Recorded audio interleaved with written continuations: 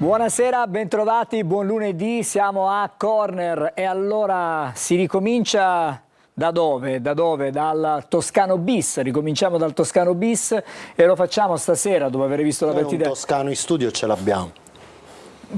Un toscanaccio. È spiritosissimo. Un Patanè sta contagiando irrimediabilmente anche Vaglia Silvia. Allora, non solo, ti anticipa, entra in tackle. È finito. Hai capito ormai? Angelo Patanè. Buonasera, peggio di Quaini è diventato. Alessandro Vagliasilli. Buonasera a voi. Il Toscano. Non Mimmo. Max Buonasera a voi. Velotto.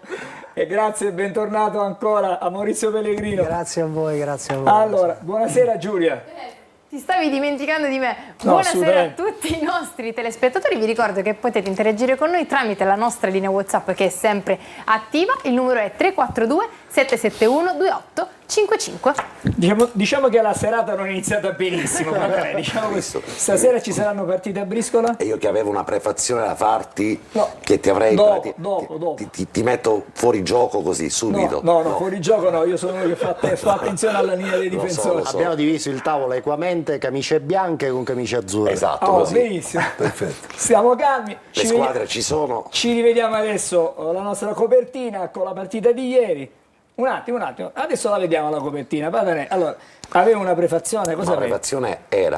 La che prefazione ti quanto dura? No, pochissimo. Perché così magari ce ne Pochissimo andiamo a casa e poi torniamo. Ti stupirò. Diceva un poeta che scriveva tante canzoni come Ivano Fossati, una canzone straordinaria per chi ama le canzoni d'amore e le poesie, la può riascoltare, si chiama C'è tempo. Allora, in questa canzone c'è tempo, a un certo punto si dice c'è un tempo perfetto per fare silenzio. Cioè c'è un momento in cui Cosa bisogna... significa Patanè questa sera? Che ci stai dicendo che farai silenzio? Esatto. Non ci Allora, c'è un possiamo tempo credere. perfetto e questo reputo che sia il momento perfetto dopo tutti i trambusti che hanno visto il Catania protagonista nel bene e nel male, con ripescaggi di allenatori, con arrivi di allenatori last minute Tu e alle con valigie. 20:47 stai dicendo stasera che è il tempo di fare silenzio. Quindi tu stasera... lui ha detto c'è tempo per parlare meno. Esatto, c'è tempo per gli altri per fare, però io invece Tu per gli altri, silenzio per gli altri. posso invece aprire subito No, c'è la copertina. con un assist, anzi dopo la copertina. con un'anteprima, una cosa che non sa nessuno, una Che notizia. cosa ci vuoi dire? Allora, così come lunedì scorso vi abbiamo dato in anteprima quello che era stato poi Il ritorno di l'avvicendamento Toscano Bis, oggi vi diamo un'anteprima che riguarda gli arbitri. E proprio perché ancora questa notizia non la sa nessuno, la sa soltanto una persona su questo tavolo, giro la palla a Max Velotto. Che succederà l'anno Subito? prossimo? La vogliamo dare subito? Ma no, aspettiamo, dai. Aspettiamo. D'accordo. Vediamo la copertina. Angelo Pandolfo ci porta a spasso sulle tribune dello stadio Angelo Massimino, una nutrita presenza. Però che bello avere al mio cospetto un allenatore che in Cina sei una personalità. Carlo Bleve è allenatore importante. È iniziata la partita nel frattempo.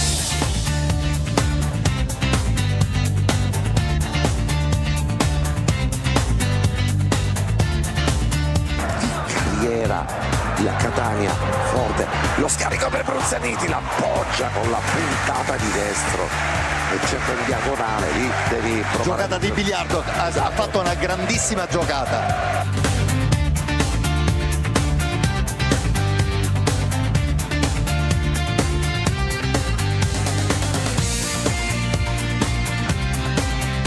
C'è il gol del Potenza perché ha segnato e la Potenza, errore lì in mezzo al campo di Quaini, incredibile, e poi la sfera che è arrivata a Schimmenti dopo una galoppata in una posizione centrale da una situazione di possesso palla da parte del Catania, con Quaini che si lascia sfilare il pallone da parte di Schimmenti, poi lo scarico che va praticamente a destra e Tauria mette il pallone in fondo al sacco.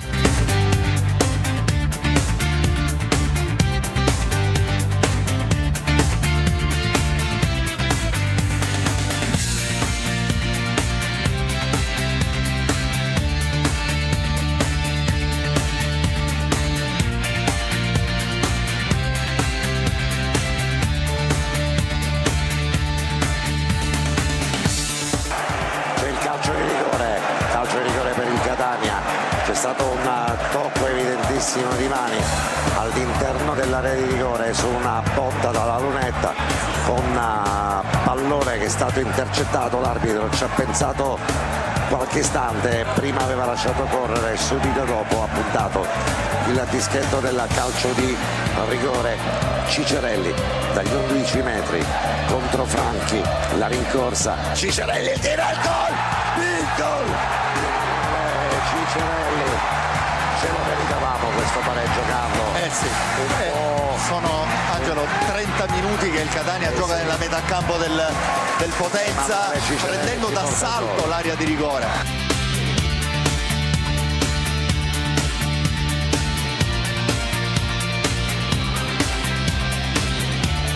L'arbitro a questo punto dice che la partita è finita quando siamo giunti al 51esimo minuto. I 6 minuti di recupero sono stati concessi, l'arbitro chiude la partita, ma forse che sia in questo momento più importante conoscere quello che è successo sugli altri campi. Ancora c'è da lottare fino alla prossima domenica. C'è da lottare sino alla prossima domenica e stasera cercheremo di dare anche alcune dritte a proposito di quello che può succedere, di quello che prevede il regolamento. Insomma, Maurizio, vengo da te che sei tra le persone più sagge a questo tavolo, perché il calcio lo hai praticato sul campo, lo hai praticato da dirigente, lo hai praticato da allenatore, insomma a tutto tono. L'ho praticato, L'ho anche arbitrato io, Maurizio, Hai lui visto? da allenatore del Padova.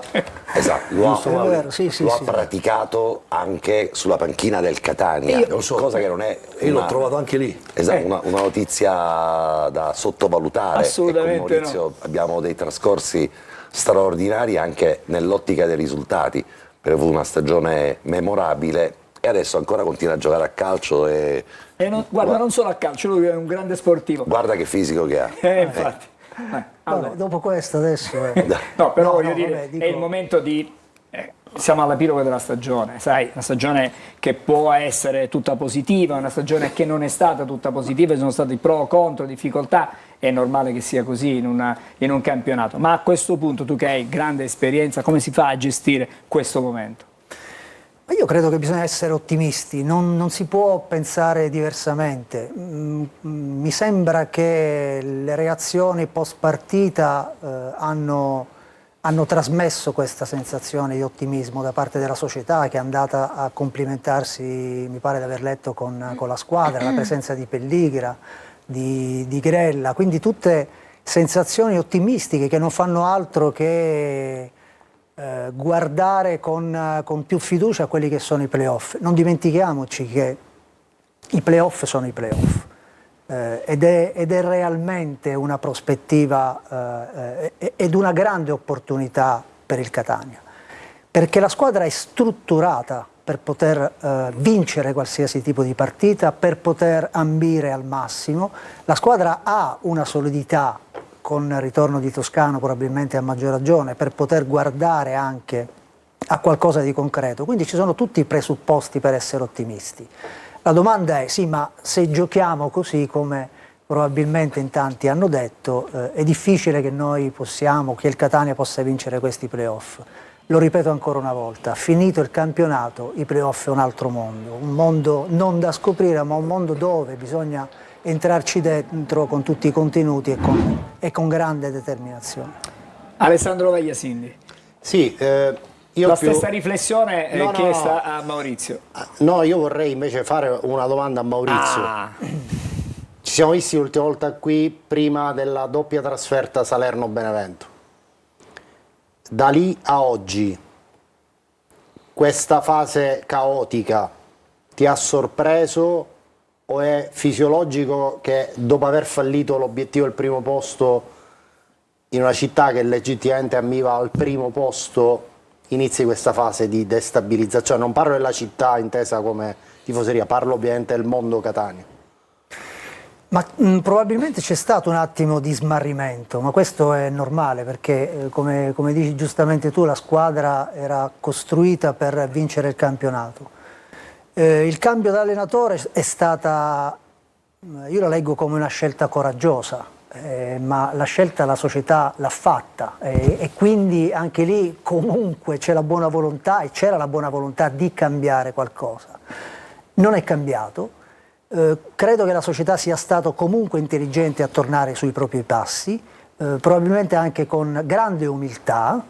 È ritornato Toscano e attenzione, questo cambio di allenatore con il ritorno di Toscano non fa altro che, o non ha fatto altro che responsabilizzare ancora di più la squadra, l'allenatore stesso, e dare quella forza emotiva, probabilmente mentale, di guardare adesso anche in maniera diversa da un punto di vista caratteriale soprattutto a questi playoff. E questo cambio, seppur insomma, destabilizzante o inaspettato, io credo che in questo momento possa fare la differenza proprio in termini positivi. Al di là della chiaramente logica che dice il secondo posto ti fa fare 2 partite in meno, no? Perché entri ai quarti di finale. Tra l'altro io non mi ricordo se il Catania qualche volta abbia fatto, mi pare di sì, un anno Lucarelli, che poi è stato eliminato col Siena. Lucarelli, no? Ha perso in semifinale col Siena ai rigori. Quindi il Catania che faccia i playoff da secondo, insomma, è importante, molto importante. E guardando anche alle altre squadre, io non credo che il Catania abbia tanto di meno rispetto alle altre, anzi. Dico, al di là del vantaggio evidente, no, di arrivare direttamente ai quarti di finale, quanto è importante centrare il traguardo domenica contro l'Atalanta giocando bene e dando una prestazione ancora più convincente rispetto a quella di ieri, perché sennò il rischio è che poi arrivi col passo corto ai playoff, ti porti magari mentalmente delle scorie dal finale di stagione che poi non è semplicissimo cancellare del tutto negli spareggi. È chiaro, Alessandro, che la continuità di gioco, di prestazione ti dà fiducia, no? Ti dà entusiasmo, ti dà comunque voglia di far sempre meglio, quindi sono convinto che la squadra pensi di poter fare una grande partita contro l'Atalanta proprio in prospettiva dei playoff, ma ripeto ancora una volta, quando finirà il campionato e si penserà ai playoff, come se si chiudesse un capitolo e se ne aprisse un altro fatto di grandissima passione, 18.000 spettatori, 20.000 spettatori. Catania parlerà solo di playoff, la squadra con questi momenti di cambiamenti e quant'altro ha capito che cosa significa e ha capito soprattutto quello che deve andare a fare, che probabilmente ancora in qualcuno non è stato come dire, molto centrato in questo senso. Recepito. Quindi credo che ci siano veramente tutti i presupposti e soprattutto pensare, oltre a far bene chiaramente l'ultima partita, ma capire da subito quale tipo di contesto tecnico, quale funzionalità tecnica e tattica dovrà esercitare l'allenatore per poter dare poi una spinta importante in questi playoff. Ma perché non viene più spesso Maurizio? Ma noi siamo rimasti che l'avremmo voi non mi invitato. invitate mai. Non è, ora, Guarda, io capisco.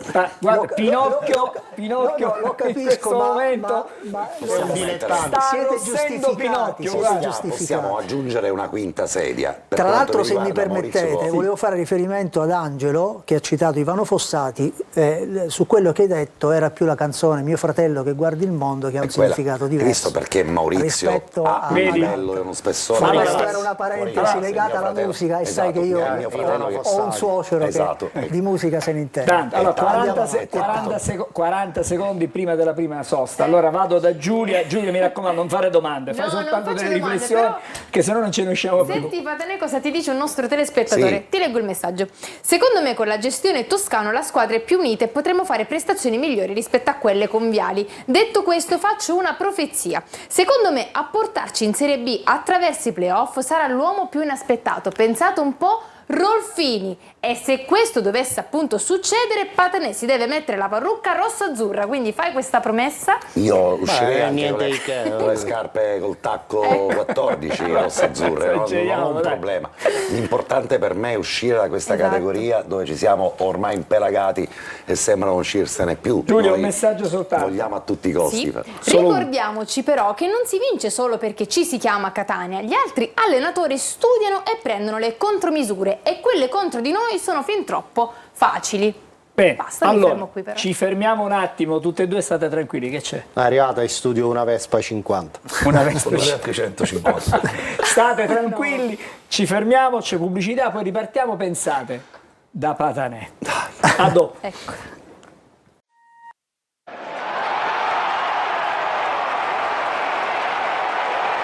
Io le promesse le mantengo, adesso vengo da Anche te, io. Patanè. Tanto Sì. la Vespa è stata sequestrata. Mi pare che è morta più che altro.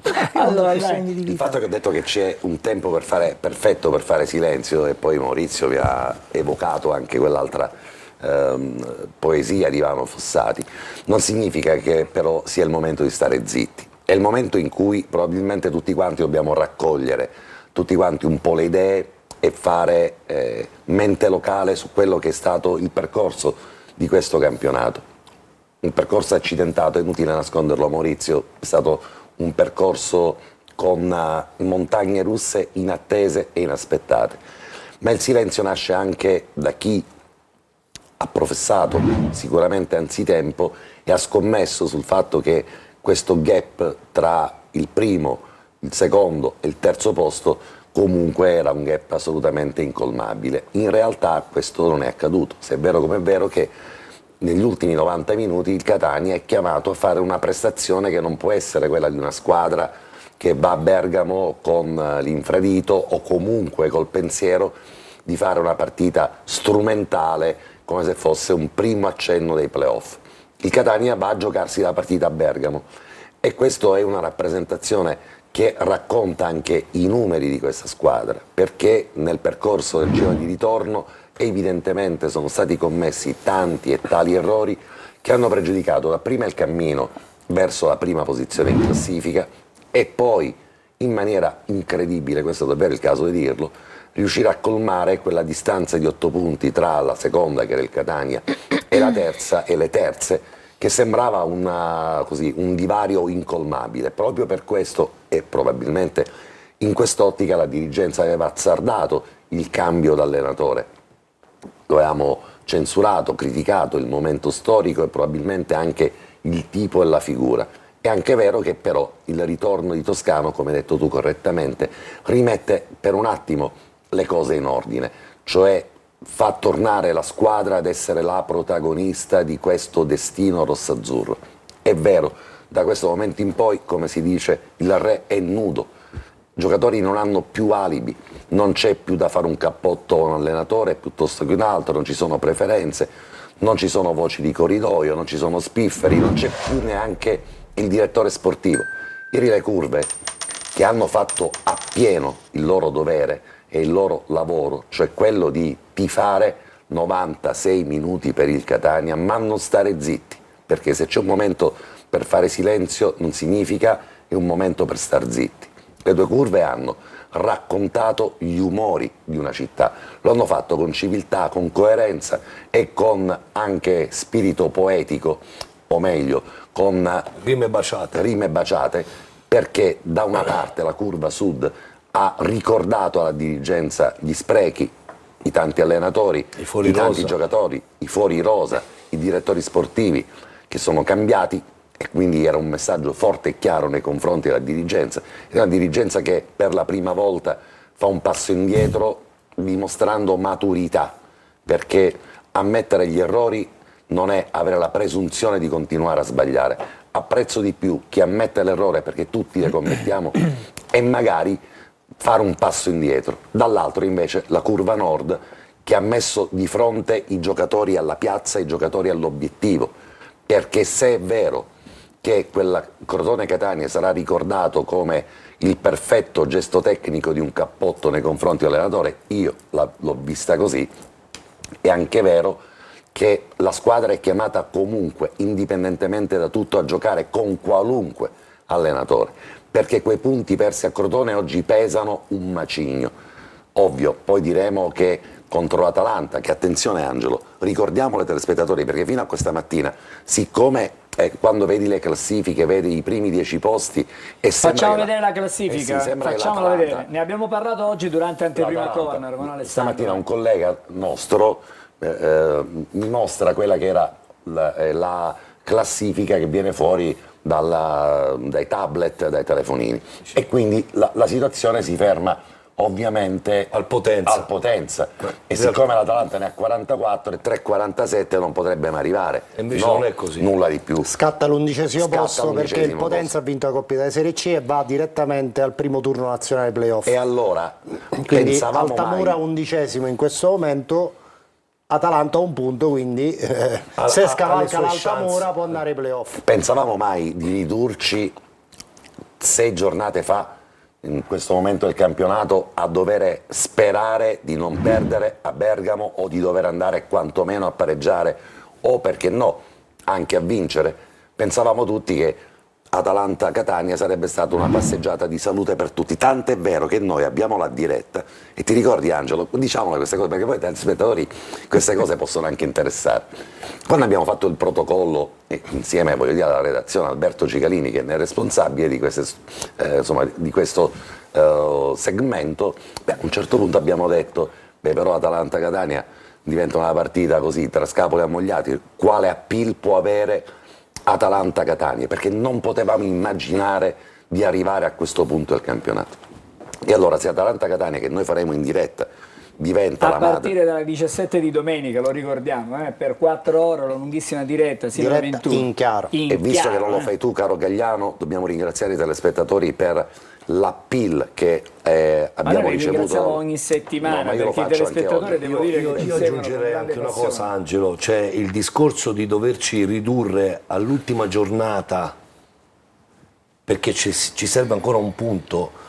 Dobbiamo anche valutare il fatto che nelle ultime giornate anche alcuni risultati delle inseguitrici sono stati a nostro favore, perché ricordiamoci che quando noi perdevamo, quando noi abbiamo perso, chi dietro a noi rincorreva si è fermato anche loro, perché noi in questo momento, se dietro avessero mantenuto un ritmo di un certo tipo, con il periodo che stava passando il Catania, c'era il rischio che in questo momento ci potevamo trovare terzi. E allora ci troviamo in questa situazione, è tornato Toscano, dobbiamo ricompattarci tutti quanti, ma questo non significa che tutte le lacune di questa squadra sono state colmate. Bisognerà lavorare anche tanto, soprattutto per rendere questa squadra in condizione di realizzarli i gol, di farli i gol, perché ieri il gol subito è certamente un incidente di Angelo, percorso. però dobbiamo anche dire che questa squadra ha avuto per tutta la stagione una difficoltà oggettiva da questo punto di vista. E allora qui non puoi c'è risolvere tutto in una... magari si possono trovare degli accorgimenti, delle soluzioni diverse, però evidentemente c'è. Angelo, voglio in campo una squadra che dia il 110%. Ma penso che lo vuoi soltanto tu, la squadra che dia il 110%. I tifosi ieri hanno chiesto a viva voce al fine partita che ci sia uno scatto, uno step superiore per fare quello che non si è fatto magari durante la stagione regolare. Angelo, noi siamo, purtroppo io ho persi tutti i capelli, tu ancora li mantieni. Ancora qualcosa c'è. Però siamo vecchi ormai di partite viste, per dirti che quando dico che voglio una squadra che dimostri sul campo di volere quel tipo di obiettivo, voglio una squadra che giochi senza isterie inutili, perché Maurizio, le isterie non portano da nessuna parte, fare così, lagnarsi per il falletto ricevuto dall'ultimo degli arrivati non è forse la proiezione migliore. Ma non era il tempo delle riflessioni, del silenzio, parli ininterrottamente da 8 minuti. Taccio. E allora dove ti tacci? Non c'è stata la panacea di tutti i mali, ma da qui dobbiamo ripartire. Noi con una convinzione, quella di fare quadrato, perché l'obiettivo è comune. La società ha quella di commettere il minor numero di errori possibili, ma la squadra è Toscano di trovare le soluzioni per tornare a fare gol, cosa che questa squadra non riesce a fare, e ragionarla tutti alla Cicerelli. C'è tempo, Patanè, c'è C'è tempo, tempo. Stasera c'è tempo. Non Ora è il tempo di fare silenzio. ora è tempo di fare silenzio. Il censore, è il censore. Vorrei andare un attimo. Però Max, sta fino tu. Stai tranquillo. Ma Max... Voglio andare da Max Ecco. per due motivi. Intanto perché l'arbitro visto ieri ha già dato il giudizio durante diretta stadio, un arbitro che ha lavorato, ha fatto il suo compitino, svolto, senza diciamo nessun tipo di criticità, anche perché poi la partita non è stata così difficile da dirigere. Allora, intanto vorrei rispondere immediatamente a un tifoso che scrive: ho letto passare un messaggio dove se è possibile rivedere il rigore dato al Catania, dopo lo vediamo, quindi lo anticipiamo, così manteniamo il telespettatore fermo sul suo divano, sulla sua poltrona, e così lo faremo vedere, perché sarà motivo di non dico di dibattito, ma è soltanto È di... uno dei momenti di Moviola che faremo vedere. L'arbitro ha diretto la partita, ha svolto il tema in maniera molto, diciamo, ordinata, in maniera semplice, contenuti, diciamo, normali, non è un profilo arbitrale, diciamo, la massima espressione che può dare diciamo, la Serie C, però è un arbitro che ha svolto il suo compito in maniera ordinata, pulita da un punto di vista disciplinare e sia da un punto di vista tecnico. Non mi ha convinto molto da un punto di vista comportamentale, perché i suoi ritardi nell'intervenire su alcune perdite di tempo da parte dei calciatori del Potenza, soprattutto all'inizio del secondo tempo, ma soprattutto anche in un'occasione a metà del primo tempo, quando sotto la tribuna B un giocatore del Potenza, mentre il giocatore del Catania cercava di raccogliere il pallone, gliel'ha buttato lontano proprio per perdere tempo.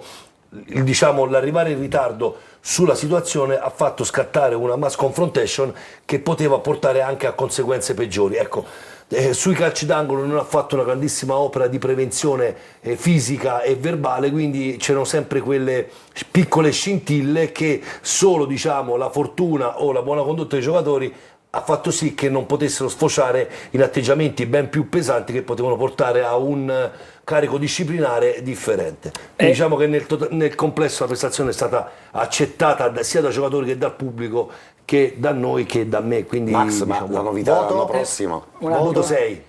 6, quindi la sufficienza Sì, giusta. la novità dell'anno prossimo. C'è Patanè che vuole sta novità, ce la dici però dopo. ci dobbiamo fermare. Ce la Prima dici però dopo. devo andare da Giulia. Scusami, è la Ci novità. dobbiamo fermare. Ma guarda, Giulia, Angelo, perché ne parliamo da un anno che ne un parliamo paio di questa messaggi, novità. Giulia. Messaggio per il nostro ospite: caro e simpatico Maurizio, mi piace la sua volontà di essere positivo, però i giocatori non ci stanno proprio con la testa, soprattutto da quando hanno perso la promozione diretta. Comunque dipende tutto dal Catania.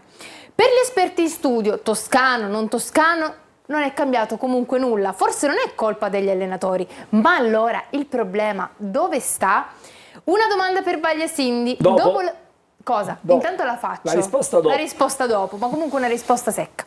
Dopo l'addio di Pastore si cerca un sostituto o si resta così? Giugno è vicino e bisogna programmare mercato e anche rinnovi. Grazie. Rispondo o no? È lunga la risposta. No. No? Secca. Sì. Ah no, perfetto. Resta così. Resta così. Fermiamoci qui. Pubblicità, poi ripartiamo da Max Velotto che ci dà le novità per il prossimo anno. E poi abbiamo un po' di grafiche da fare vedere, un po' di cose da studiare, un po' di mal di testa. Sono facili perché c'è poco da dire, capisci? Cioè, o è così o è così. A dopo.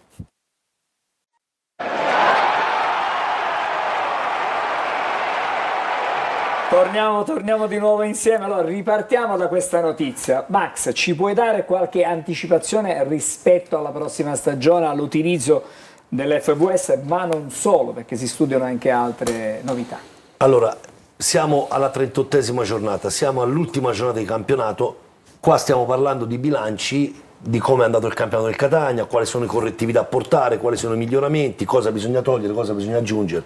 E come tutti, diciamo, gli esperimenti, perché l'FVS era un vero e proprio esperimento quest'anno messo in pratica a livello ufficiale, logicamente siamo al termine del campionato con statistiche alla mano, difficoltà emerse, limiti emersi, hanno fatto riflettere chi ha proposto e introdotto, diciamo, questa tecnologia all'interno del campionato non solo di Serie C in Italia, ma anche nel campionato di Serie A del calcio femminile.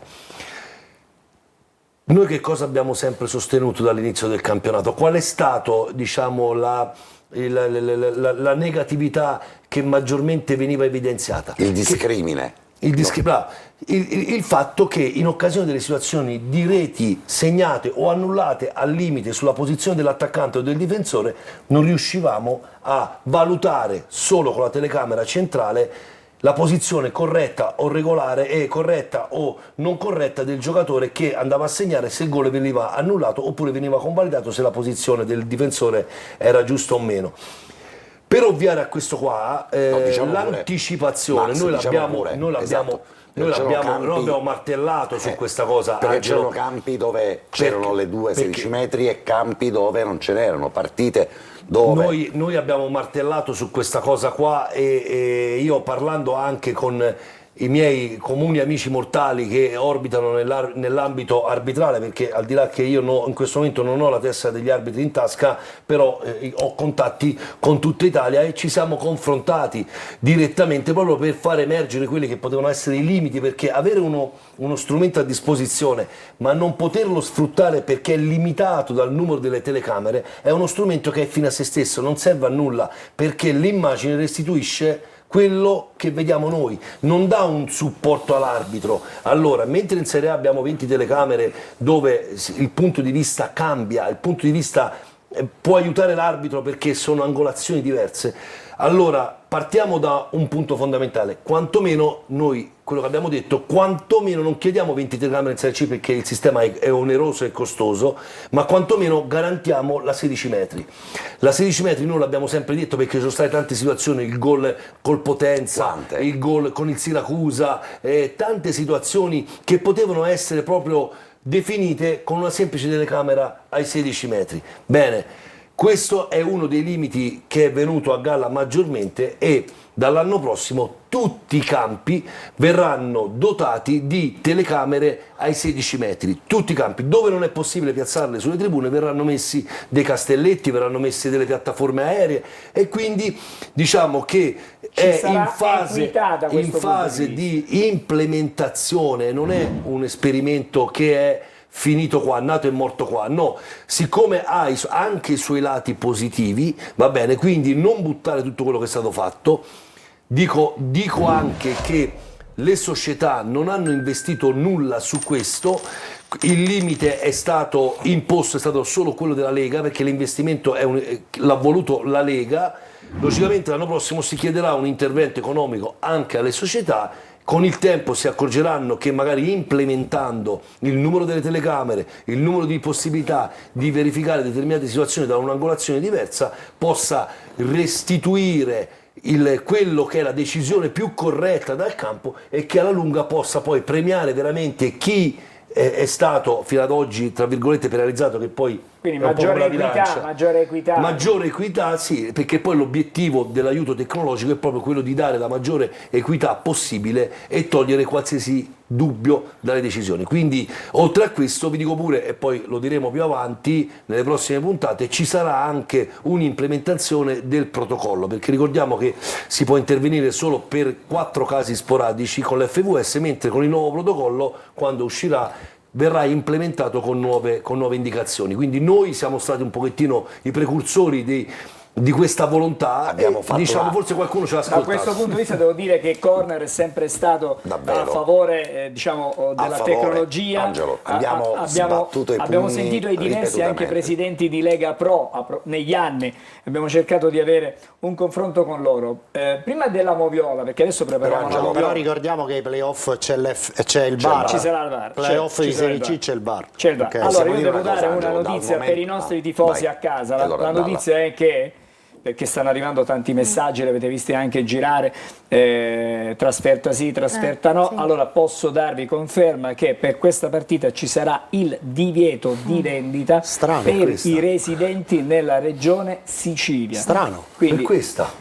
per questa partita Per questa in insomma, Inattesa questa, E poi si vede Foggia Una cosa Monopoli, Foggia, gente inattesa, che entra in inedita. campo. Esatto. e questa è una trasferta Incappucciata. vietata. Incappucciata, gente incappucciata a Monopoli che attraversa, entra in campo e vuole picchiare giocatori. No, per dirti, e poi i nostri tifosi gli impediscono di andare. Adesso però cercheremo di capire quali sono le motivazioni però che hanno spiegatemi, portato. Perdona, questa Perché decisione. il tragitto è lungo, No, no, sono no. tante le sc- Se abbiamo Mi dovete, pubblicità, mi facciamo dovete ora. spiegare, Io non ti devo spiegare mi nulla. dovete spiegare perché Sì.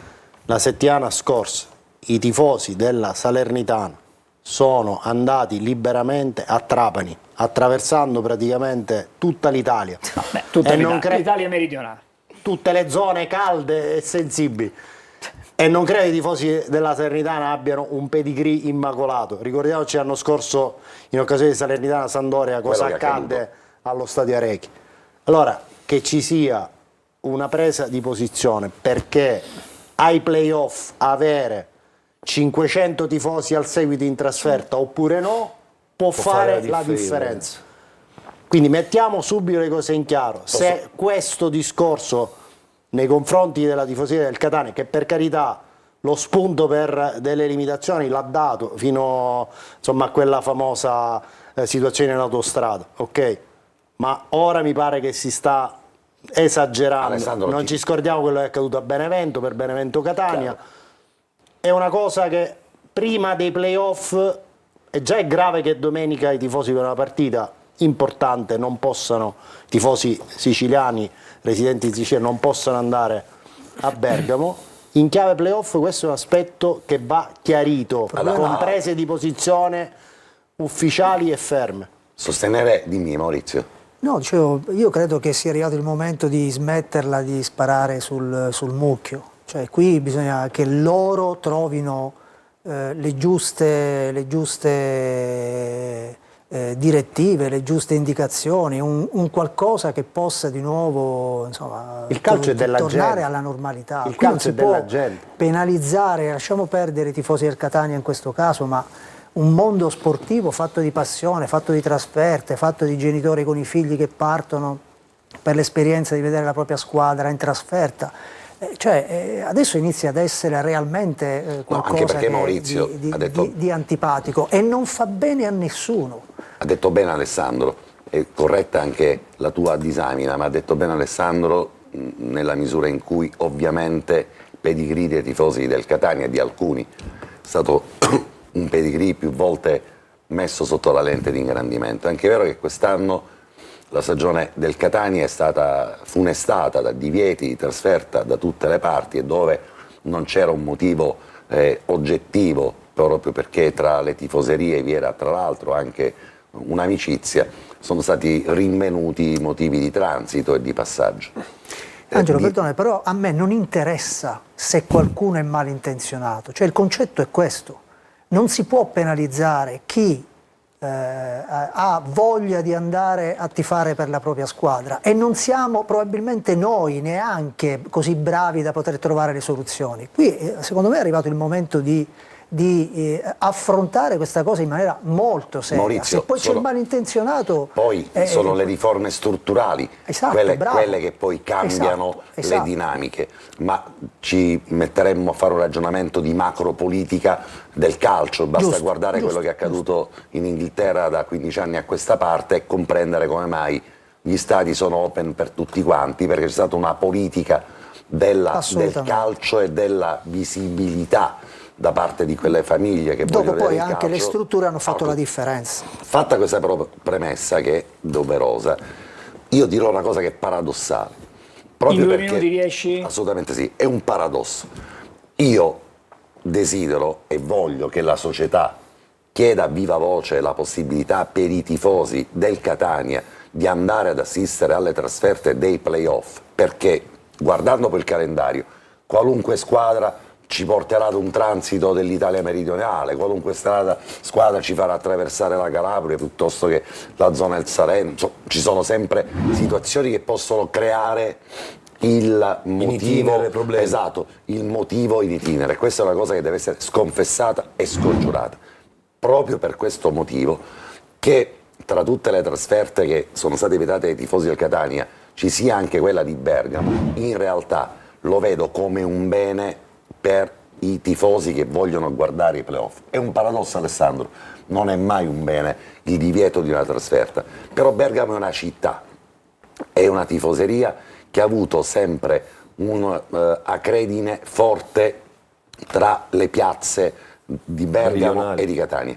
Io ricordo tanti anni fa in Serie A un sacco di daspo, tutti quanti poi annullati per un pulmino di tifosi, di famiglie del Catania, tutte persone che erano lì, non erano del gruppo degli ultra, non erano del gruppo degli camiciati di un certo tipo, ma erano soltanto famiglie, presi a bersaglio. Ero testimone oculare di quello che è accaduto, eppure il daspo l'hanno dato a quei tifosi che erano dentro il pullman di linea che li transitava. E allora, se il pretesto di questa partita doveva dare la stura ad altri daspo, ad anche un incidente qualunque, ad anche uno sputo da un finestrino all'altro, che poteva consentire durante i playoff il divieto ancora una volta per i tifosi del Catania di trasferta, e allora fra tutte queste trasferte, in fondo questa è la meno rischiosa per quello che riguarda invece l'obiettivo finale, che è quello per cui la società non può girarsi indietro, la società inteso Catania Calcio, ma anche gli organi di stampa, gli organi di informazione, gli organi che devono garantire, perché è vero, ci sono organi che devono garantire la possibilità di transito, di passaggio di quelle persone che hanno il diritto, il dovere, il piacere di andare a vedere una partita di calcio. Sarebbe davvero un campionato, un playoff falsato se in qualunque campo dei playoff dovessero venirci a raccontare no, siccome si passa da Salerno e allora lì non si va, siccome la Carovana raggiunge Reggio Calabria lì non si passa, siccome si va da Messina e allora no, siccome bisogna transitare, sto facendo un paradosso, da Trapani passando da Palermo prendere la nave verso Genova non si va, e no. Questo non è possibile. Patanè, ci fermiamo, ricominciamo da Giulia con qualche messaggio e poi vedremo un paio di episodi, 3 episodi da Moviola in maniera molto rapida, poi ci dedichiamo. Grafichiamo. Esattamente, a fra pochissimo.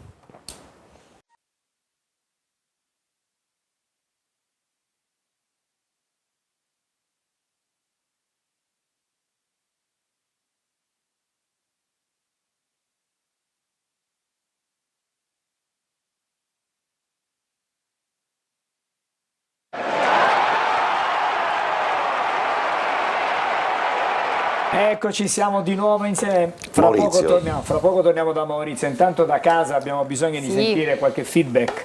Allora, per quanto riguarda le telecamere dei 16 metri, Maurizio scrive: ha ragione Velotto, il Catania non è stato per nulla aiutato quando ha giocato in campi dove non esistevano le telecamere 16 metri, appunto. Devi dire però a Maurizio che dopo una nostra battaglia, una presa di posizione ferrea, verso la fine di questo campionato, cioè nel girone di ritorno, quasi tutti i campi dove poi ha giocato il Catania sono stati dotati 16 metri. A volte gli organi di informazione e le proteste fatte in maniera coerente e precisa e puntuale servono. È stato corretta. È stata una fatalità? Non penso, perché ti posso assicurare che Corner lo ascoltano anche oltre lo stretto di Messina. Molto e oltre. Ben oltre. Allora, comunque qualcuno ci scrive anche: Patanè batte Seneca 3-0. Vero.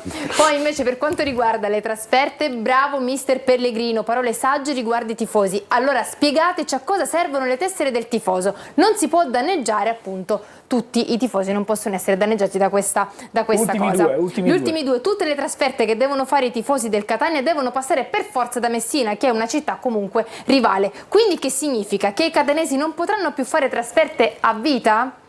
Buonasera, ora chiedo al signor Angelo Gagliano perché non creare un programma maratona a Patanè, così da poterlo seguire durante il giorno. Ci stiamo lavorando.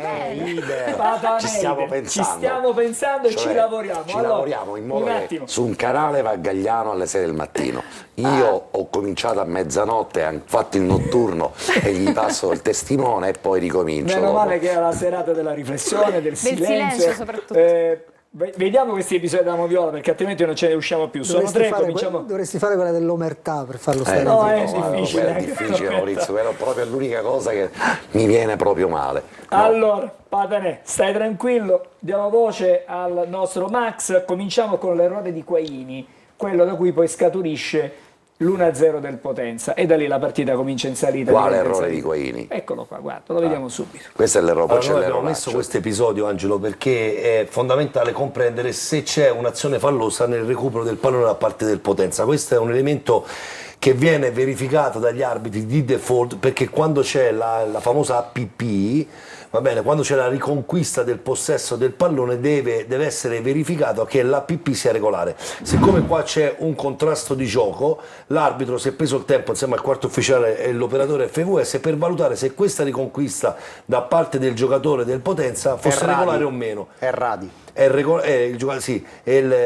riconquista secondo me è regolare, quindi il gol è regolare ed è giusto quindi assegnarlo. Allora. Max, una nota tecnica, Maurizio, in questo momento, al netto dell'errore di Quaini, c'è però una situazione di campo che vorrei che tu mi commentassi, perché tante volte abbiamo avuto modo di raccontare e guardare le partite insieme.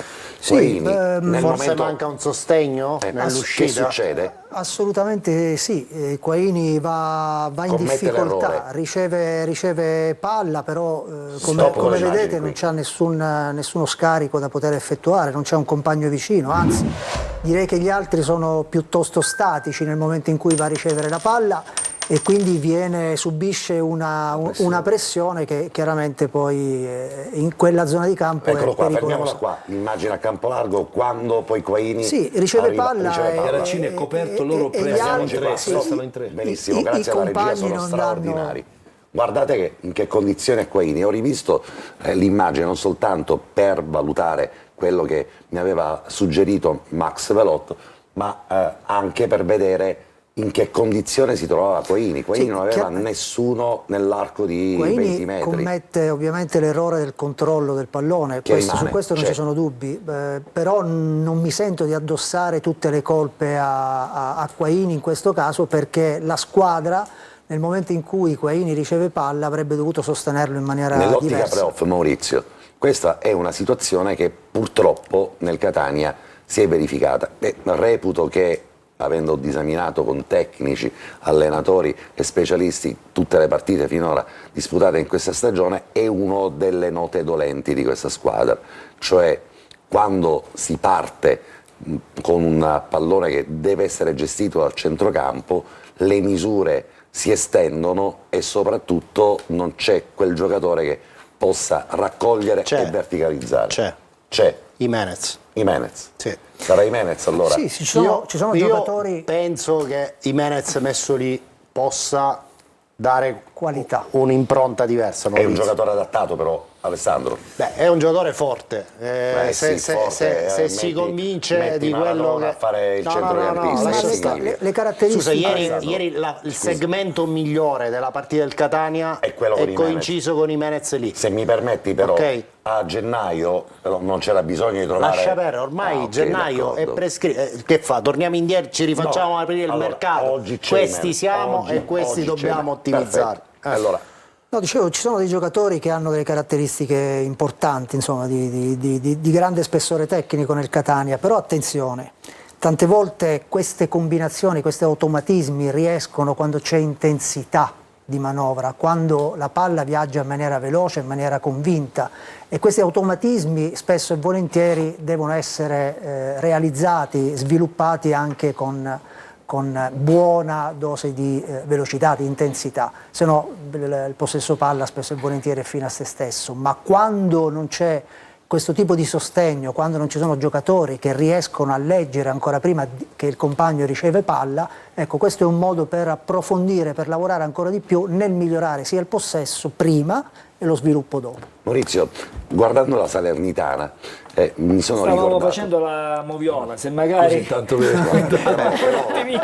mi viene ora e che poi ormai Ormai fa... guardando la Salernitana mi torna in mente quella coppia che è stata poi insomma siete stati autori di un grande campionato con Graziani. Lì invece a Salerno c'è una coppia con un secondo molto forte e un allenatore di prima fascia che probabilmente aveva un po' le ruote sgonfie, ma è arrivato lì per fare il motivatore, il Graziani della situazione, e il Maurizio Pellegrino. È una squadra che può ambire seriamente, proprio per il tipo di alchimia che si può creare, un secondo molto puntuale, un primo che è di immagine e di sostanza, non tanto tecnica quanto emotiva. Può essere una squadra che può dare rogna al Sì, Catania. mai sottovalutare ovviamente la Salernitana, sia come squadra che come ambiente. Io credo che loro, la capacità di tirare fuori il meglio dei giocatori,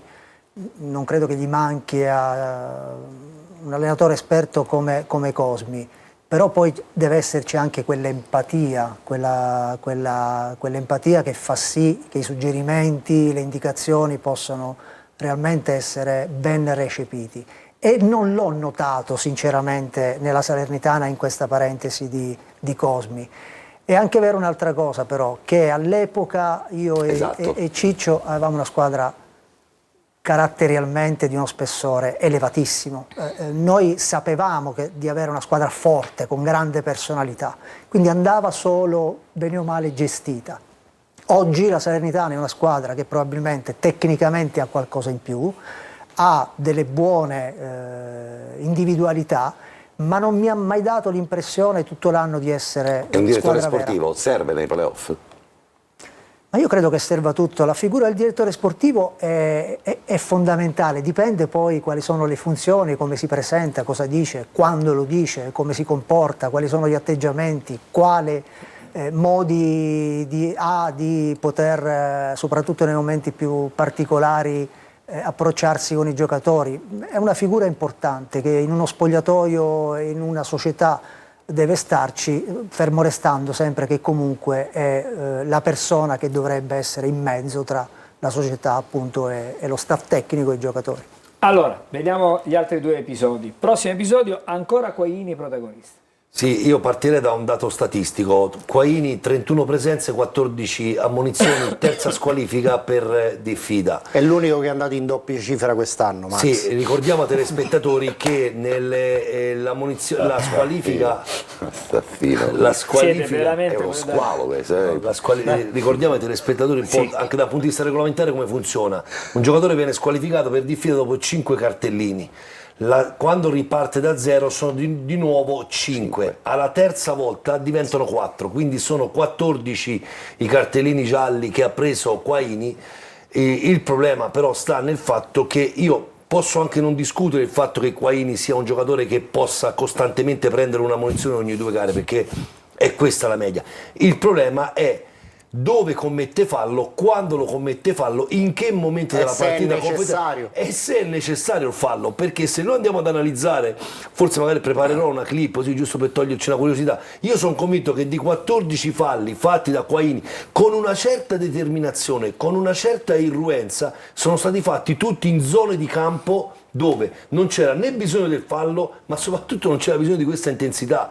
Cioè questi sono tutte cartellini gialli regalati, perché io posso capire che te Quaini mi interrompi un'azione di ripartenza veloce con la difesa sbilanciata, la squadra sbilanciata, allora fai un fallo funzionale e quindi ci può stare il cartellino giallo intelligente, ma prendere dei cartellini gialli in continuazione su questa zona del campo, perché Quaini, e vado a memoria, in questa zona del campo ha preso almeno 4-5 ammonizioni per questa tipologia di fallo su azioni che non avrebbero portato a nulla, e si mette a rischio sia anche, diciamo, la tenuta della squadra, perché un giocatore come Quaini, conosciamo l'importanza di Alessandro, che è un giocatore molto importante per il centrocampo del Catania, cioè giocare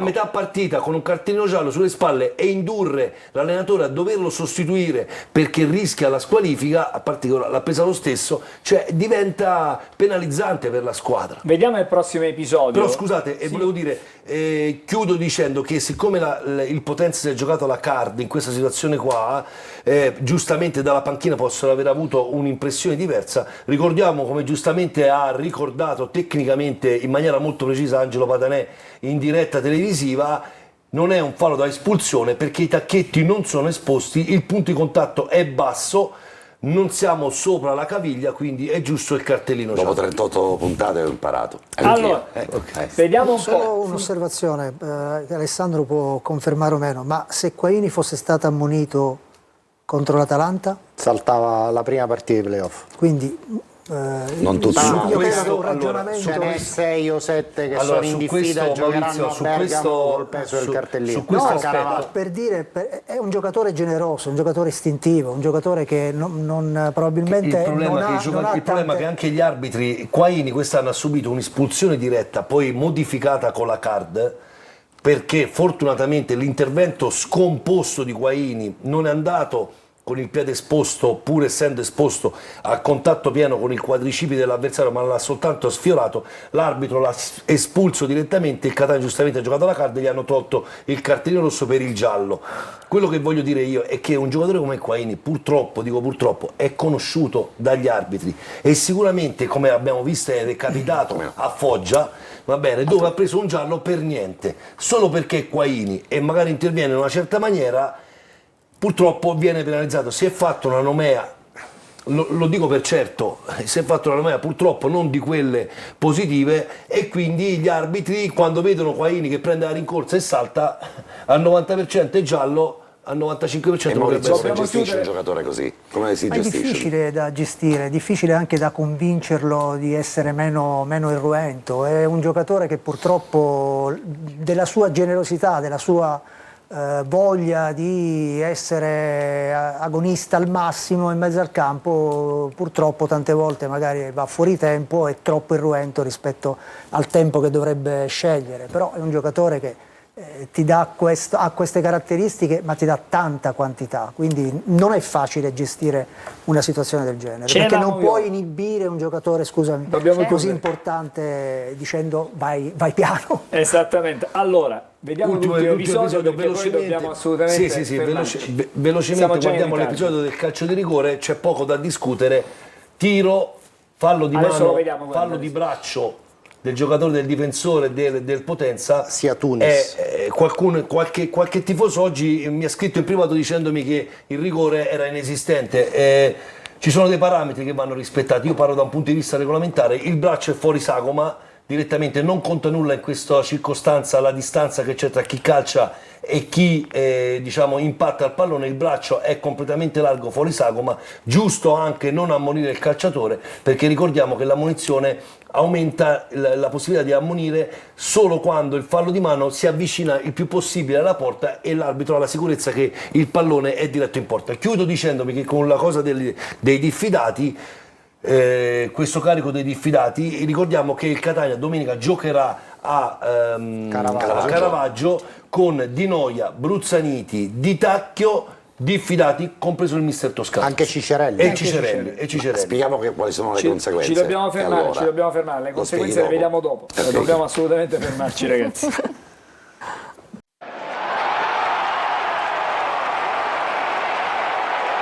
Allora, per chiudere il discorso sulla partita di ieri, facciamo vedere subito il migliore. Andiamo Sì. dalla nostra Giulia. Andiamo a vedere con l'aiuto della grafica chi è stato il migliore della partita disputata ieri e come vediamo è stato Emanuele Cicerelli con voto 7. Sta tornando ai suoi livelli ed è questa la notizia in assoluto più importante in chiave prospettica. Il modo in cui manovra e sprinta ci segnala il vero ritorno del numero 10. A 32 anni è consapevole che i prossimi spareggi promozione costituiscano l'ultima chiamata per lasciare un segno indelebile nella storia rossazzurra, gelido nel mandare Franchi al bar. E adesso invece andiamo a vedere le pagelle per quanto riguarda gli altri giocatori del Catania, ma iniziamo dall'allenatore toscano con voto 6. 6 anche per Dini, Pieraccini 7, Miceli 6, Celli 5,5, Raimo 5, Cicerelli come abbiamo già detto 7, Quaini 4, quindi l'unico insufficiente, Corbari 6,5 che poi prende il suo posto, Di Tacchio 5,5, Jimenez poi fa meglio 6,5 che prende poi il suo posto, Donnarumma 6, D'Ausilio 5,5, Bruzzaniti 6,5, Lunetta 6 che lo sostituisce e 6 anche per Forte. Una un rapidissimo giro. Parti a loro. Io vado da Maurizio, le pagelle di Alessandro sono... Un po' pesantucce, un po' pesantucce. No, tutto sommato dai, la prestazione il Catania l'ha fatta e poi a me non piace vedere un giocatore quando sbaglia prendere 4 perché come dicevo prima non ha tutte le colpe Nel primo o nel quello secondo di quello- episodio? Più del secondo che del primo. ma solo perché ha grande spirito di sacrificio e grande generosità. Dico, contesto il 4 a prescindere, Invece non sono- ma contestare Alessandro Ma ci è mancherebbe un altro. azzardo stasera. No, Non ma sono d'accordo. sono fatte per questo, per Col commentare. 7 a Cicerelli come migliore per la motivazione. Cicerelli merita 8 secondo me, non tanto per la prestazione in campo ma per come l'ho sentito. Mentre tu Alessandro. parli, io faccio vedere il rigore calciato da Cicerelli. Per guarda. come l'ho sentito parlare dopo la partita. Per la prima volta in questa stagione ho sentito un leader di squadra, ho sentito un ragazzo che è andato fuori dagli stereotipi dei giocatori che siamo abituati ad ascoltare, un ragazzo che si è commosso nel raccontare il percorso che l'aveva condotto qui e mi è parso davvero l'esempio vivente di quello che dovrebbe essere un leader all'interno di una squadra, un leader alla ricerca di un obiettivo. Quindi Cicerelli vale il 7 assolutamente corretto di Alessandro per la partita, ma per la prima volta sento gli animi vibrare di un giocatore che può rappresentare un esempio per i compagni di squadra. Alessandro, adesso Vediamo un po' cosa può accadere domenica. grafichiamoci un po'. Dai, andiamo a spiare su questa volata per il secondo posto. Abbiamo cercato di sintetizzare nel modo più comprensibile possibile quali scenari si possono delineare domenica, partendo dalla classifica attuale che vede il Catania a 69 punti e gioca a Caravaggio contro l'Atalanta Under 23, più 3 punti sulla Salernitana che ne ha 66 e che gioca a Foggia, e stesso punteggio del Cosenza 66 che va a giocare a Cava dei Tirreni. Sulla carta la partita più semplice ce l'ha il Cosenza perché la Cavese è matematicamente salva e non può insidiare l'11° posto in ottica playoff. Sì, Quindi perché partita ce l'ha complicata, sai? No, il Foggia ancora è in ballo se fare i play-out o no, attenzione, questa... C'è una flebile possibilità. Non è una passeggiata di salute per la No. Salernitana. Tra l'altro il non credo. Foggia ha cambiato di nuovo allenatore oggi, è andato via Pazienza e è tornato Barilari. Però dico, la Cavese non ha proprio nulla, ma proprio nulla da chiedere al campionato. Quindi Vincenzo il Catania a Foggia. sì. Esatto, via Marcord, Esatto. Anche alla luce di quello che è successo ieri con i tifosi a Monopoli. esattamente, che hanno sospeso la partita per lancio di fumogeno e quant'altro. Possiamo restare sulla grafica perché approfondiamo ovviamente gli scenari. Il Catania quindi prima di questa giornata ha un vantaggio con la Salernitana, in caso di arrivo a pari punti ovviamente, per il miglior punteggio nei confronti diretti, 4 punti per il Catania, 1 punto per la Salernitana. Con il Cosenza invece in svantaggio perché nel bilancio della differenza reti dei confronti diretti il Cosenza ha fatto un gol in più del Catania. Quindi il Catania arriva secondo se pareggia, almeno pareggia contro l'Atalanta. Perde con l'Atalanta ma arriva a pari punti con Salernitana e Cosenza perché il Catania è primo in questa classifica avulsa, 7 punti il Catania, 5 la Salernitana e 4 il Cosenza. Perde con l'Atalanta, la Salernitana vince ed il Cosenza non vince, quindi in questo caso il Catania avrebbe il vantaggio nei confronti diretti con la Salernitana, se arrivassero appaiate Catania e Salernitana il Catania sarebbe secondo e la Salernitana terza. Il Catania invece arriva terzo se perde a Caravaggio ed il Cosenza vince a Cava dei Tirreni. E la Salernitana non vince e fa un altro risultato. Ovviamente l'abbiamo detto prima, ok? È una considerazione importante, sia il Cosenza che la Salernitana comunque hanno l'obbligo di fare il risultato pieno perché arrivare terzi eventualmente o quarti o quinti cambia. Ricordate che c'è la Casertana che ha 1 punto sotto Cosenza e Salernitana, quindi tutte cercheranno di raggiungere il miglior piazzamento possibile in classifica perché significa fare partite in meno nel tabellone dei playoff. E che dire l'Atalanta che può L'Atalanta in l'ultimo teoria, treno ripetiamo, esatto, concorre per l'11° posto che si è aperto per la vittoria della Coppa Italia Serie C del Potenza, che arriverà al primo turno nazionale playoff come se arrivasse terza in classifica. L'abbiamo fatto anche noi. Esatto, l'Altamura è in lizza con la Salernitana e quindi l'Altamura è in lizza con l'Atalanta e quindi l'Atalanta contro il Catania ha questa chance da giocarsi e quindi Sperando farà... che l'Altamura non faccia risultato. Ovviamente questo potrebbe essere, diciamo, un modo per rallentare un po' quelle che sono le velleità dell'Atalanta under 23. Straordinariamente folle quella con cui il Catania è andato a cacciarsi. È andato a cacciarsi in un momento del campionato in cui Questo è il prossimo turno, Sì, così ricordiamo la grafica- tutte in campo allo stesso orario. Alle 18. Anche ieri abbiamo visto al Massimino l'attesa per il fischio inizio, perché ovviamente i delegati dovevano dare il segnale di contemporaneità fosse da pronto. tutti i campi. Infatti la partita è iniziata 6 minuti 4-5 minuti. 6 minuti. Sì, Allora, esattamente. vediamo le squadre, cosa vediamo? Le squadre più attrezzate oppure la nuova squadra dei Raggi X? Beh, sì, facciamo un ragionamento sulla nuova squadra dei Raggi X con il ritorno di Toscano in panchina. Sì. Anche per capire, in funzione delle eventuali assenze per Caravaggio, quali possono essere le soluzioni. Allora, partiamo dallo schieramento di ieri, cioè vedete in ogni ruolo chi ha giocato ieri, il primo è chi ha giocato ieri. Quindi Pieraccini, Miceli, Celli. Credo che insomma su questo pacchetto forse Allegretto può insidare Celli, che non è esattamente in un momento di forma brillantissima. Pieraccini, Miceli secondo me resteranno titolari. A centrocampo Quaini squalificato, Corbari ieri è uscito per un problema alla pianta del piede, negli ultimi giorni ha avuto questo fastidio, una infiammazione quasi certamente, su uno scatto ieri ha accusato di nuovo questo dolore, ha chiesto il cambio proprio nel momento in cui Toscano aveva chiamato Caturano per entrare, invece questa problematica di Corbari lo ha costretto a mettere Di Noia anziché Corbari.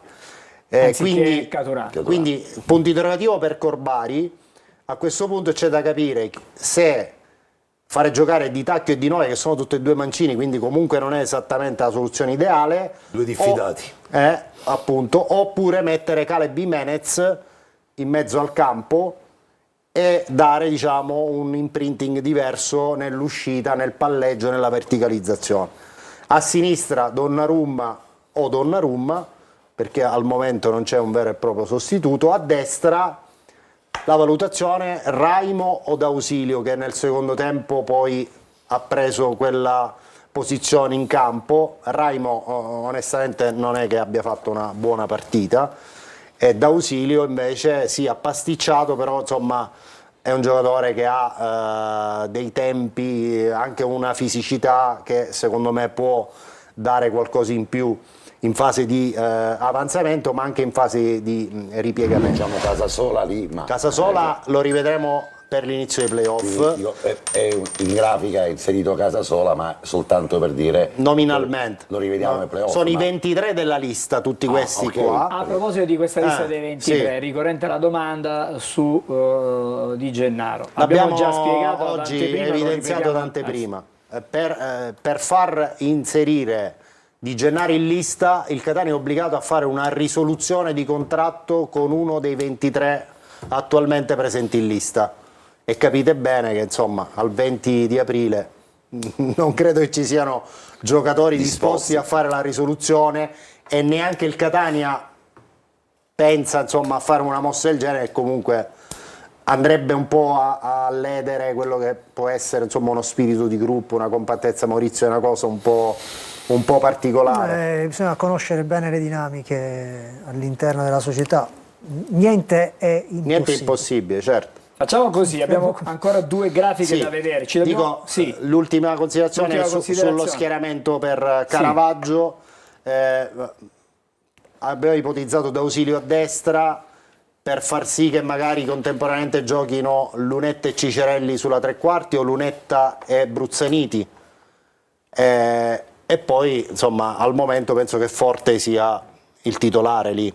Comunque l'assetto di ieri, quando ha messo Jimenez a centrocampo, poi ha messo Lunetta e Cicerelli, cioè il secondo tempo è cambiato totalmente. E per questo secondo me Invece, Alessandro, dopo l'ultima partita sono sempre 15 giorni, mi pare, che il Catania Bisognerà vedere la stare- posizione di dipende, se arriva secondo, è il 17. se arriva Se arriva secondo, secondo. la prima partita è il 17 Se maggio. no il 10, se dovesse arrivare il terzo. Sì, è un bel po', è quasi 20 giorni per preparare la partita. Ci fermiamo un attimo, poi saremo di nuovo insieme per l'ultimo segmento, proprio un mini segmento Anche di perché corner. dobbiamo vedere altre grafiche e ho una pillolina su Torre del Grifo. Bene, adesso le vediamo e sentiremo anche questa notizia.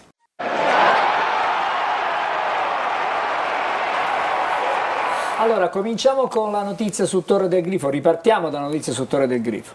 Allora, intanto questa mattina per 4 ore e mezza Ross Pelligra è stato a Torre del Grifo per avere, diciamo, una cognizione diretta di alcuni aspetti tecnico-logistici, e la notizia è che è stato acquisito il terreno limitrofo a Torre del Grifo ovviamente da Pelligra, e nella idea dell'imprenditore australiano c'è quello di realizzare su questo nuovo terreno la casa del Catania, cioè l'area sarebbe destinata ai campi d'allenamento del Catania, a degli spogliatoi e a una palestra, lasciando invece gli altri campi per il settore giovanile e per la squadra femminile.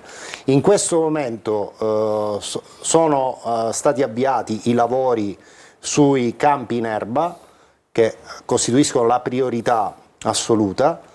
Si lavorerà contemporaneamente sulla sede e sugli spogliatoi. Però ecco, il punto di partenza sono i campi in erba per cercare di arrivare in tempo per un possibile ritiro precampionato a Torre del Grifo. Oh, bene, adesso vediamo... Pelligra è ripartito per l'Australia oggi pomeriggio, tornerà prima dell'inizio dei playoff. Molto bene, allora informazioni molto importanti. Parliamo adesso delle squadre più attrezzate in queste playoff. E qui Maurizio ci fa la masterclass. Abbiamo la situazione dei gironi a un turno dal termine. Nel girone A abbiamo Brescia secondo con 2 punti di vantaggio sul Lecco, poi il Trento, Renate e Cittadella. Maurizio Secco, tra queste squadre ce n'è una che può ambire a vincere i playoff? Brescia, Arezzo, Ascoli. No, prima parliamo del girone A. Beh, il Brescia su tutti. Può ambire a vincere i playoff, sì, secondo te? sì. Ok. Girone B, qui c'è un rebus fondamentale. Chi vincerà il campionato tra Arezzo e Ascoli, che sono appaiate a 90 minuti dal termine? In caso di arrivo a pari punti sale l'Arezzo perché ha il vantaggio nei confronti diretti con l'Ascoli. Oltre a Arezzo e Ascoli, chiaramente una delle due andrà in B, l'altra resterà ai playoff. Abbiamo Ravenna, 73, Campobasso, Juventus e Pineto. Maurizio. Sì, Arezzo e Ascoli hanno fatto soprattutto l'Ascoli ha fatto qualcosa di straordinario quest'anno, obiettivamente. Ha recuperato un campionato vinto già quasi dall'Arezzo, invece sono lì a lottare. Comunque due buonissime squadre. Egoisticamente è meglio che salga l'Ascoli e resti l'Arezzo ai playoff? Se potessi dare un consiglio non farei mai questo tipo di ragionamento. Ok, così, tanto per... No, ma veramente, anche perché non puoi Facciamo la sottovalutare... fine dell'Italia. Sì, no, ma a parte... Che ma sinceramente, io temerei tantissimo la Juventus, temerei molto... Campobasso con Bifulco che quest'anno ha fatto una stagione straordinaria. Lì ok. lascia il tempo che trova, insomma. Girone C. Abbiamo già prima fatto così la fotografia a 90 dal termine, Catania secondo, Salernitana e Cosenza terze e quarte, poi abbiamo il Crotone, poi abbiamo la Casertana, poi il Crotone, e abbiamo evidenziato in basso Potenza che in virtù della vittoria in Coppa Italia Serie C accede direttamente al primo turno nazionale dei playoff.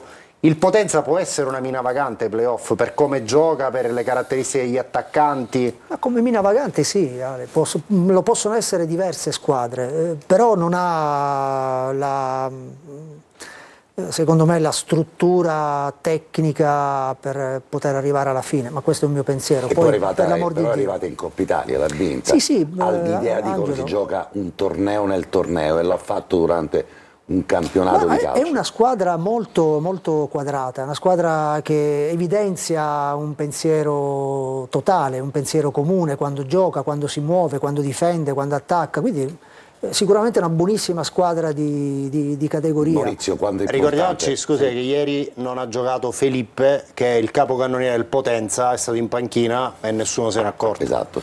Ma Maurizio, quanto è importante arrivare in volata ai playoff e quanto invece può essere devastante per le seconde o chi finora lotta per un primo posto invece dover infrangere quel sogno della promozione diretta e ripartire da zero.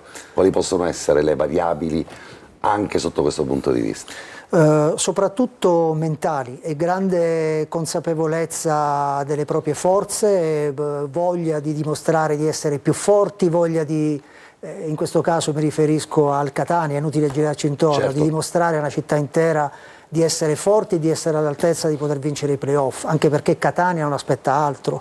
E anche quella convinzione, quindi il percorso che ti porta ad affrontare alla prima partita dei playoff di cosa sta andando a fare, ma soprattutto veramente Domanda secca, Maurizio. Catania ha toccato il fondo e quindi può solo risalire da questo momento in poi? Se vogliamo dire sotto l'aspetto positivo toccare il fondo, sì. Il Catania ha toccato il fondo perché era una squadra strutturata per poter vincere. Questo è giusto sottolinearlo perché dà stimolo, potrebbe dare tanto stimolo anche a questi ragazzi. Il Catania doveva vincere il campionato perché era strutturato per fare questo.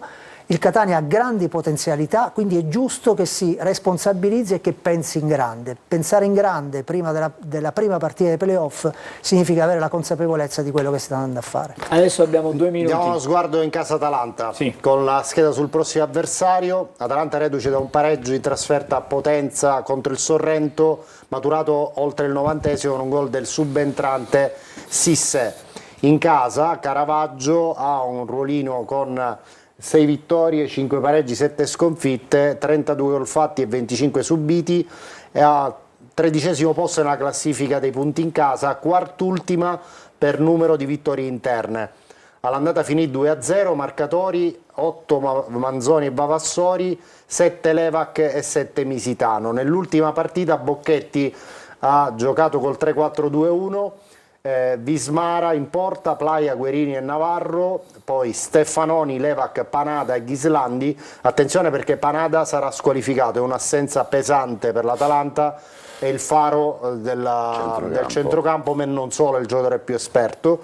Cassa e Manzoni sulla tre quarti a sostegno di Misitano. Da valutare anche le condizioni di Vavassori, che non è stato proprio convocato per Sorrento Atalanta Under 23. E la particolarità è che la squadra Under 23 dell'Atalanta gioca con lo stesso modulo della prima squadra per far sì che, per esempio, Palestra, Bernasconi, giocatori che abbiamo visto a Catania nei playoff, oggi sono titolari in Serie A inamovibili. Addirittura Palestra è destinato a fare una carriera straordinaria. Infatti. Allora, siamo in chiusura, un minuto però lo vorrei dedicare ai messaggi da casa perché oggi abbiamo dato poco spazio nonostante siano comunque andati in onda attraverso il nostro, diciamo, serpentone che gira continuamente. Allora, Giusy si chiede dove è andata a finire il cartellino rosso di Patanè, visto che parla solo lui, quindi mettetelo fuori rosa. È in per un questo cassetto ci in questo colpa momento, lo tireremo fuori per i Max playoff. Renotto. Dove sono i cartellini, Max? Per i playoff li tiriamo Lo fuori. tireremo fuori, dai. Jimenez fa a centrocampo più tocchi da 2 a 4 di Quaini. Già abbiamo difficoltà a fare gol e retrocediamo a centrocampo il nostro vero 10? Vero 10 ora è Cicerelli, ce l'abbiamo e ce lo godiamo. 2 messaggi ancora.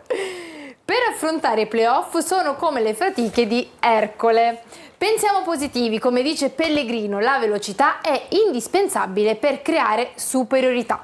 Su Jimenez ha ragione Bagliasindi, con lui in campo la partita è totalmente cambiata. Opinioni contrastanti nel giro di un Esatto, messaggio. nel giro È di un bello messaggio. così, e il calcio È così. ci dà la possibilità di essere così. L'ultimo, fermo restando che ieri Pieraccini ha fatto un'ottima partita, perché nelle gerarchie Gherardi ha perso il posto da titolare, forse non si è ripreso pienamente dall'infortunio? Non stava bene Gherardi, ha fatto un allenamento e mezzo durante la settimana. Però Pieraccini mi è piaciuto Pieraccini parecchio. ottimo. Fatto ottimo, bene Pieraccini. veramente. È stata una bella Allora, partita. Ok. Grazie, Secondo me il Giulia. miglior terzetto al Sì. momento è Pieraccini. Pieraccini, Miceli, Allegretti. Benissimo, grazie allora Giulia. Grazie a tutti voi per averci seguito, vi auguro una buona notte e ci vediamo domenica con Diretta Stadio Alle 17. alle 17. Grazie a Max Velotto. Grazie a voi. Grazie a Maurizio Pellegrino. Grazie per Ti avermi aspettiamo, invitato. attenzione, adesso Se arrivano mi i playoff. invitate, vengo. Ti Lo invitiamo. lo sai che questo signore Sì. da dirigente Sì. ha fatto giocare nel Catania i due attaccanti più forti degli ultimi anni, Un Moro. Emanuele Pecorino e Luca Moro. Bene, anche Grazie. questo a merito di Maurizio Pellegrino. Grazie ad Alessandro Vagliesini. Grazie a voi. Grazie ad Angelo Patanè. Straordinario Maurizio, straordinario questo tavolo. Noi ci vediamo domenica, sarà una trasferta impegnativa e importante, una di quelle trasferte incredibili che non ci aspettavamo di raccontare e commentare. Ma il calcio, in fondo, anche questa Partita bellezza. in chiaro, attenzione, Partita in chiaro, in diretta. L'unico residente in Sicilia che Esatto, va... l'unico residente, esatto. Io vado Non in sarà Pandolfo, l'unico, ci vado sarà lì perché Carlo ho Breve. il C'ha secondo- la sorella che ho abita il a secondo- Bergamo. ho il secondo passaporto bergamasco, Beh, perché mia ecco. sorella ormai vive Allora, lì da una vita. Quindi... Ragazzi, ci fermiamo perché devo ricordarvi che comunque fra poco c'è la differita integrale della partita del Catania con il Potenza, il commento di Marco Carli, il commento tecnico di Carlo Breve.